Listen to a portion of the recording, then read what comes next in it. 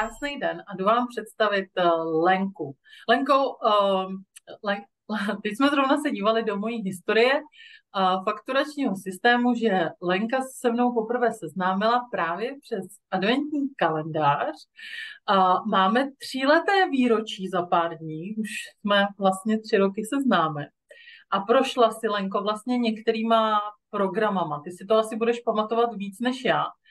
Já si pamatuju Magic Class. Tam si pro mě byla nezapomenutelná baba prostě. To bylo výrazná, krásná. Ty nejsi úplně typ člověka, který by vysílal. Možná je to tvoje první vysílání, že? Úplně jako, že to někdo uvidí. Tak zkus se představit. Řekni mi vlastně třeba můžeš říct, že nám jako kdo jsi, co děláš za práci a jakou máme spolu tu historii. Jestli tě můžu teda takhle pozvat do toho vysílání. A děkuju, že jsi do toho šla. Možná budu skákat, tak ano, první vysílání je to mimo skupinu, protože v Magic Class jsem sebrala tu odvahu a tam do té uzavřené skupinky bylo, myslím, minimálně jedno, že vysílání, tak to jsem tam dávala. A jinak, jak se známe, já bych ještě možná parafrázovala z nemocnice na kraji města doktora Štrosmayera, ještě déle se známe tak napůl, já jsem tě znala a ty mě ne. Protože Dobře. jsem tě dlouho sledovala, nebo dlouho, řekněme třeba tak 1/4 roku předtím jsem tě sledovala a říkala jsem si, že určitě si u tebe něco vyberu, že zajdu a jenom jsem to pořád odkládala, protože jsem založením trošku introvert a trvá, než vylezu a než se odvážu. Pak někdo říká, že to stojí za to, no ale tomu se dostaneme, protože ty Rozhodně. dokážeš vyvolat. To schované. Ať jsem teda introvert, tak jsem učitelka. To je teda velká výzva, ale teda protože pracuji na vysoké škole s vysokoškoláky a s budoucími učiteli, tak hledám taky něco, kde bych jim mohla předat, vidím to, že nechci, aby byli takový, jak jsme učitele zažili my. A já hodně věcí chci dělat jinak, nebo pro sebe dělám jinak, ale chtěla bych to předat i jim, abych se nebála s tím jít ven. Jo. A měla jsem hodně omezení, hodně programů, nemůžu říct, že je mám teď vyřešené, ale právě první, co jsem udělala, tak mě hodně volalo tehdy takové, že musím vyřešit něco u sebe, něco v rodině, něco v rodu, něco v minulosti. A skočil na mě tvůj adventní kalendář. To ještě nebylo tak úplně ono, ale měla si tam předtím, to bylo, myslím, andělské čtení tehdy, tak jsem si říkala, že si nejdřív vyzkouším adventní kalendář a pak bych zkusila andělské čtení, kde se podíváme na nějaké ty moje kořeny, národ a něco vyřešíme. No a adventní kalendář, a já jsem ho měla asi už 2krát, že? Myslím, z té historie, protože... No, 2krát nebo 3krát. No minimálně, protože nejdřív jsem si ho oťukala sama a ten mě tak nadchnul, že pak jsem ho podruhé dala minimálně 1 až 2 kamarádkám jako dárek. Si každý rok jedné, nebo potom oběma. Protože já jsem byla úplně u vytržení, protože ty si mě ukázala, každé to okýnko, že proč se tady honím a stresuju se z toho, že budou Vánoce, když bych měla být v klidu a ponořená do sebe, to je přesně to, co mě volá v ten adventní čas. Teď i zapomenuté věci kolem adventu, které se dozvím, že si můžu vzpomenout jak na předky, tak na svět kolem mě, který existuje, na to spojení s božstvím, jak svíčky, jaké jsou tradice. To bylo takové pohlazení na duši, že já jsem se těšila každý den na nějaké okýnko. Byly tam, pravda, i nějaké ty výzvy, to bylo od tebe, že napiš pohled a dej ho někomu do schránky. Úplně ne všechny jsem udělala, ale některé ano a to taky byla cesta mimo komfortní zónu. Pro mě dobrá. A v jednom tom okýnku bylo i, že se můžeme objednat na andělské čtení, že? S levou. Tak jsem řekla, že to vyzkouším. A já jsem hned po Vánocích to neudělala, protože tam nějak z toho bylo hodně, něco se dělo doma s rodiči a tak. A potom jsem se ozvala a myslím, ty jsi byla i nějak nemocná, tak jsme se domluvili přesně, jak se mi to hodilo, že jsem to neměla hned po Vánocích, ale přesně v době, kdy jsem to potřebovala. Já si nepamatuju, březen, duben možná. A to jsme měli 4 setkání po telefonu A já jsem si připadala, že ty mě znáš od narození.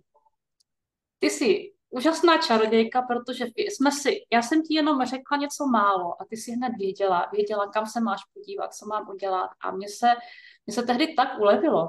A možná já jsem z toho dojatá doteď, takže to je asi vidět. Je. Bylo to prostě úžasný a já jsem z toho doteďka se vracím k některým věcem, které čerpám. Řešili jsme tam, to asi můžu říct, moji babičku, která neměla zrovna blahý vliv, nebo se mi to tak zdálo. I díky tobě jsem pochopila, že hodně věcí, které se mi děly, tak se tak stát měly. A vyřešili jsme potom i nějaké to její, řekněme, peklíčko, které si pak způsobila po odchodu, že jsme to nějak vyčistili. No a řada věcí se potom začala zlepšovat. No a po tomhle jsem si troufla jít k tobě. To, co jsem zase chtěla, že dořešíme dál na konstelace. Mm-hmm. Konstelace, tam to bylo tak, že si buď vezmu místo, kdy je moje konstelace, nebo budu jenom jako účastník. A zase, já jsem tak dlouho váhala, až nebyly místa na konstelace, čímž se mi ulevilo. Takže tam jsme se poprvé viděli naživo. Ale naživo, protože mezi tím jsem byla Magic Class. To teď nevím, jak to je, tam byla další, k tomu se teda vrátím. Takže teď ty konstelace, tam jsem byla jenom jako účastník. A tam zás, i když jsem nebyla to moje konstelace, tak každá z nich ve mně něco spustila. Proto nemám slov. Já jsem ještě takový založení, protože učím teda hlavně geometrii, tak takový ta hlava to potřebuje mít. A tak jsem tam šla s tím, že já tomu nerozumím, jak to probíhá. Já nechápu, jak můžu, když si někam postavím, co já si budu vymýšlet, že tam budu říkat. Třeba, když tam budu... Jo, to je největší obava vás všech, když jdete, no? Ano. A vstoupila jsem si do první konstelace a měla jsem pocit, že bych měla zavřít pusu, protože jsem nechápala, co dělám, proč dělám a že to je přesně to, co se tam má dít. Mm-hmm. A ještě naopak, jak jsem seděla vždycky, jak si sednem, tak ty si toho člověka tak načítáš, že se s ním bavíš a čekáš na to cinknutí. Mm-hmm. A já jsem se vždycky opřela tak o zeď, sedím naproti tobě dvakrát a dívala jsem se a nekecám, ale vidím takhle, vždycky ty takhle záříš. Jo, tak to říkej. Takhle rozsvícená, že ti tam napadne, když děláš ty konstelace a to zase, kdybych to neviděla, tak tomu neuvěřím a neříkala bych to. Jo. Takže to byla ty konstelace, kde jsem neměla svoji. A potom byly ty druhé, které už jsem se odvážila jít do svojí. No, to taky. Každá konstelace, i nejenom ta moje, a byla to síla, bylo to úžasný. Já si pamatuju zrovna, a nevím, který to byly ty konstelace, ale já si pamatuju, jak jsi tam přišla v nějakých šatech, měla si i věneček a pak si šla, nevím, jestli to byl druhý den, nebo jiný ty konstelace za úplně bad bitch, jako. Já tomu tak jako říkám, promiň, ale tam si fakt jako šla s tím drivem a to si pamatuju, že bylo v tom bylo v tom masterclass, nebo ne, Magic Star, nevím, prostě vždycky vymyslím nějaký název, co nepamatuju. Ale tam bylo pro mě úžasný v tom programu, jak ty si úplně z takový tý jemný holčičky, kterou jsi tam jako ukazovala, pustila tu svoji podstatu, tu motorkářku prostě. A jak tam všem spadla huba, to bylo úplně neuvěřitelný. Že fakt jako, když ty si dovolíš být v té svojí síle, tak je tě opravdu dost, ale krásně dost, jo. Že to není takový to, jako že se to hraje, že se někdo snaží dostat do té pozice, ale ty tam fakt seš a seš to ty a to je prostě jako fakt nádherný pozorovat. Já jsem se u toho moc bavila a já to dělám vždycky. Já vždycky, když dělám nějaký online program nebo i něco, tak se snažím dostat ty lidi za jejich hranice toho komfortu tak, aby to nebylo moc, protože vím, že mají sevřenou prdel a tak a bojí se. Nevím, jestli to budu moc dát na YouTube teď, ale abyste si to zkusili. A právě třeba v tom Magic Classu bylo vlastně točení těch videí, abyste se nějak vlastně představili.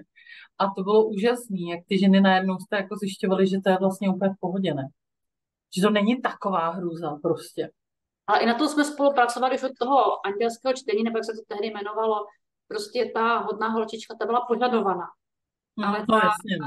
ta motorkářka se tam dere ven, jo. Já už, jestli můžu ukázat, už jsem si pak troufala, chodím do 3D stričky, jako nejsem v obraze, jo. To je super. To je skvělý. Za učitelka, pořídila jsem si takový trička. Jo, to je super, tak ty jsi trošku jako Sheldon, nevím, jestli to znáš, Big Bang Theory, to někdy koukni, to je úplně skvělý, ten je úplně skvělý, tak ty seš vlastně ten vědec, který umí tu geometrii, kdybys viděla moje výkresy geometrický, jo, tak by si plakala, jako. Ty výkresy by mi nikdo nevěřil, že to dělám, zaplať pámu za počítače, jo. To bylo šílený, tak to je krásný, a k tomu máš takovýhle vtipný tričko, jo, to je dobrý, to se mi líbí. Leni, ty ses přihlásila teďkom a to je, proč jsem si tě sem vlastně pozvala. Ty jsi sice nebyla na setkání jako adventní, ty jsi měla vlastně ten kalendář, dávala ho jako dárky, protože se ti líbil. A my teď zase děláme už druhý rok setkání. Předtím jsem ho dělala se svým dítětem a protože jsem ho chtěla potom setkání zavraždit, tak jsem si to musím prásknout, jo, ale teď teda nikomu se nic nestratilo naštěstí, ale to malé dítě, kterému jsem řekla zamkni, si spletlo dveře a zamklo záchody místnost, kde jsme měli věci, ale máme vysokou ochranu nad sebou, takže se nic nestratilo, nikdo tam nevlez, ale tím prostě jsem si řekla, že tohle udělat už nemůžu, tak jsem ho vyšachovala ze hry a budu tam s Peťkou. Ty, Peťku, znáš, ty k nich jezdíš tančit, když se ti to podaří časově skloubit a tak. Proč tě přitahuje to adventní setkání? Proč jsi to zvolila? Protože když bylo to loni, že? Mm-hmm. Když bylo loňské, tak taky jsem nějak by to nevyšlo, jsem nemohla, jsme neměli nějakou akci a už to mě mrzelo. A potom já jsem viděla fotky a jak to tam holky popisovaly, co tam byly. Mě to úplně dýchlo a ta atmosféra, jsem si říkala, to je taková škoda, že já jsem tam nebyla. Jestli bude příští rok, tak musím určitě jít. A do toho ještě, když jsem řekla, že s Peťou, protože Peťa ta umí vybírat muziku vlastně na to, abychom se hýbali a dostali ze sebe spontánně to, co zrovna v sobě máme. A ať se tam nastane, ona vlastně dělá s tebou i na konstelacích, že? Takže vy jste sehraná dvojka, naladěná na sebe, tam je potřeba, končila je nějaká konstelace, je potřeba to nějak uzavřít, třeba nějak to ze sebe dostat nějakým tancem a zase ona umí vystihnout přesně tu hudbu na tu situaci, co je potřeba dělat. Potřebujeme si zařádit, potřebujeme to nějak něžně dostat, vstřebat a tak dále. Takže... Je vidět, že už jsi dlouho nebyla, protože Peťka tu hudbu pouští přímo do konstelací.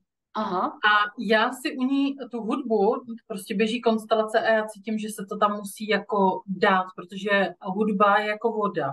Ona vede emoce a jde to do hlubšího prožitku, když to tam běží na pozadí. A já třeba cítím, že tam potřebuju dostat něco, co je zemité, hluboké, co je takové jako velké. A teď jí řeknu tyhle ty 3 slova. To každý DJ by ze mě měl radost, jo? Řeknu zemité, hluboké a potřeba, aby to bylo jako rozpínající se.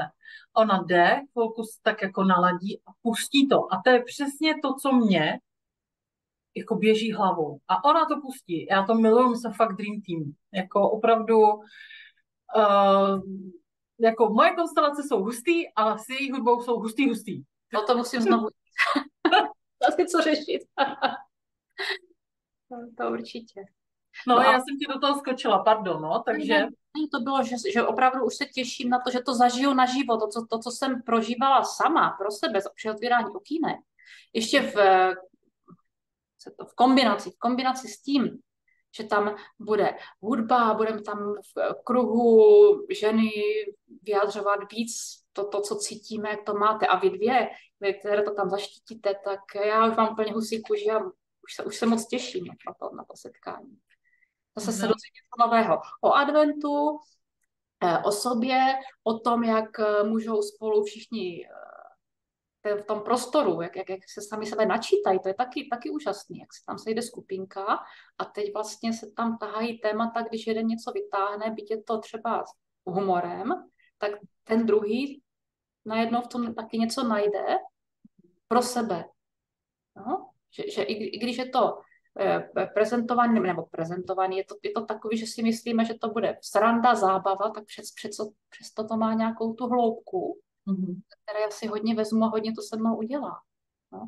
A není to nic, že by to muselo být vážné a prostě ty emoce tam pustíme a na to se těším. No? Jo, to já mám ráda na všech živých setkáních, ať už jsou to konstelace nebo semináře.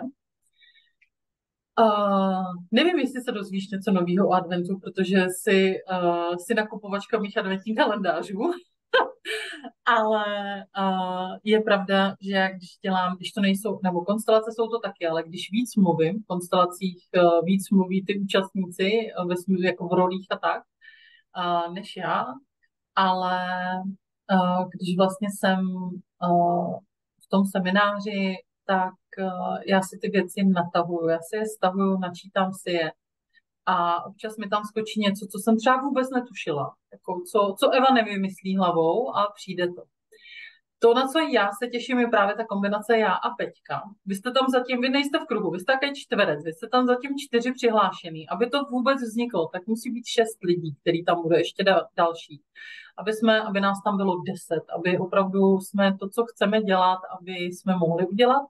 A jednu z věcí, kterou tam přinese Peťka, můžu prozradit a dalším ženám je vlastně ten tanec a bude to konstelační tanec. Bude to konstelační tanec na vnitřní dítě, protože jestli něco k Vánocům patří, tak jsou to naše vnitřní děti, protože děti si Vánoce umí užít a tu adventní dobu úplně naplno. Oni se tím úplně sycený. Já to vidím u svojí dcery. Ty jsi to určitě zažila u svých dětí. Pamatuješ si to, když jsi byla malinká. A ten tanec vlastně konstelační přejde do rituálu, který budu zase dělat já, ten si převezmu. A to bude vlastně slunovratový rituál, kdy vy si dojdete z té vnitřní jako temnoty, protože byl Samhain, až ta temnota tam je teď přítomná, tak si vynesete to vnitřní světlo. A dostanete k tomu vzkaz od vašeho strážného anděla, protože to mi jde, načítat tyhle ty vzkazy, to umím, a vynesete si ho ven do toho roku 2024. Beru s sebou samozřejmě karty, to je jasný, takže i nějaký upozorněníčko, co vás čeká a co vás nemine, tam bude taky. A mám to namyšlené tak, že chci, aby jsme si i naplnili bříška, protože to k těm Vánocům taky patří. Takže já bych vlastně jako na ten celý den s váma chtěla projít celý ten advent, jakoby k tomu štědrému dni, takže tam chci přinést všechny ty věci. A protože ty mě znáš, já jsem taková prdlá, tak vím, že to bude sranda, že ji tam přinesem, zároveň tam přinesem tu hloubku.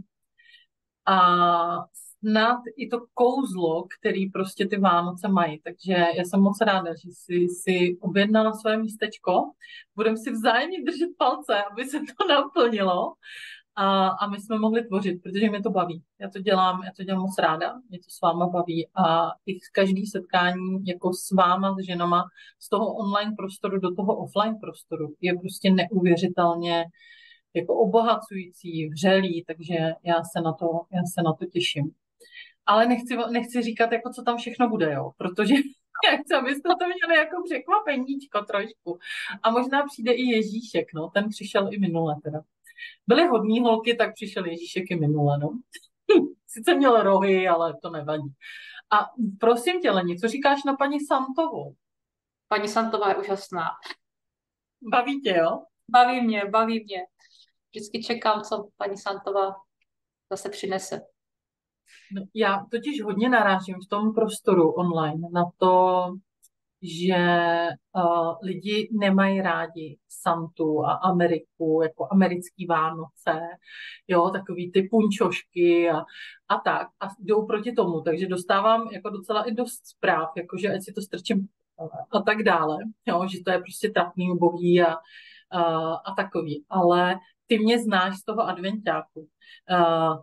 dá se říct, že s tím české Vánoce, že opravdu, že sice si narvu tu čepičku santovskou a jsem trošku blázen, ale že tam najdou to češství a tak. 100%, protože já si myslím, že tady ty symboly a tak jsou takové, jakým každý, kdo dává význam. A když je nenávidí, tak asi je to jeho problém. Hmm. A že i k českým Vánocům můžeš přidat paní Santovou, proč ne? Paní Santová je okoření, je vtipná a nic to nestrácí na tom, že jsou to echt české Vánoce. Hmm. Tak jo, tak já moc děkuju, že jsi přijala pozvání. A chceš ještě něco říct na závěr, nebo máš pocit, že jsi řekla, co jsi potřebovala?